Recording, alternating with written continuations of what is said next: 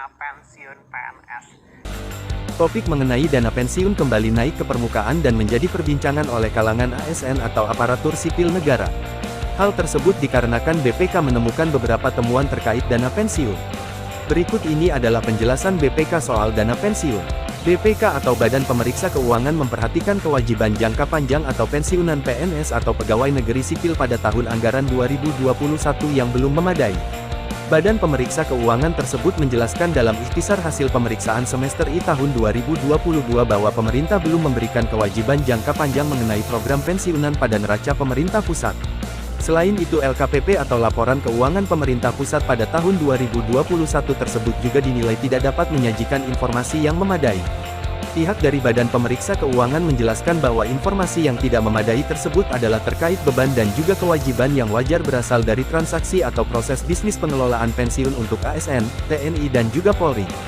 Karena hal tersebut Badan Pemeriksa Keuangan memberikan rekomendasi kepada Menteri Keuangan untuk memberikan perintah kepada tim Task Force Dukungan Percepatan Penyelesaian Pernyataan Standar Akuntansi Pemerintah terkait imbalan kerja tersebut. Selain itu, Badan Pemeriksa Keuangan juga memberikan rekomendasi PSAP atau Pernyataan Standar Akuntansi Pemerintah terkait pendapatan yang berasal dari transaksi non-pertukaran supaya dapat berkoordinasi dengan KSAP untuk memberikan fasilitas dan penetapan PSAP imbalan kerja. Selain hal tersebut juga terkait pengaturan mengenai masa transisi selama proses perubahan peraturan perundang-undangan mengenai masalah pensiun. Dengan demikian, karena hal tersebut, Badan Pemeriksa Keuangan telah memberikan lampu hijau dan juga persetujuan supaya pemerintah dapat mengubah skema mengenai pensiunan PNS yang selama ini membebani APBN. Sri Mulyani Indrawati selaku Menteri Keuangan telah membuat rencana supaya skema penyaluran dana pensiunan untuk pegawai negeri sipil atau PNS dapat diubah dari pay as you go menjadi fully funded atau iuran pasti. Staf khusus Menteri Keuangan Justinus Prastowo menjelaskan bahwa pemerintah memang tengah mengusulkan untuk melakukan penerapan skema fully funded untuk pensiunan PNS. Hal tersebut dikarenakan skema ini dianggap lebih realistis daripada skema pay as you go. Prastowo mengatakan bahwa Menteri Keuangan mengusulkan skema fully funded agar dari dana pensiun tersebut terjadi pemupukan dana yang lebih pasti dan membawa manfaat win-win. Mengenai hal tersebut, sudah sejak lama pemerintah membuat rencana untuk mengubah menjadi skema iuran pegawai negeri sipil. Pada saat ini skema pensiunan yang digunakan dalam pegawai negeri sipil adalah pay as you go.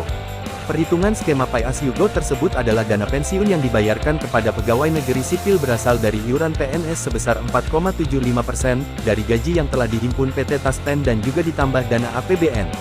Di lain sisi, pemerintah akan mengubah skema tersebut menjadi iuran pasti atau fully funded.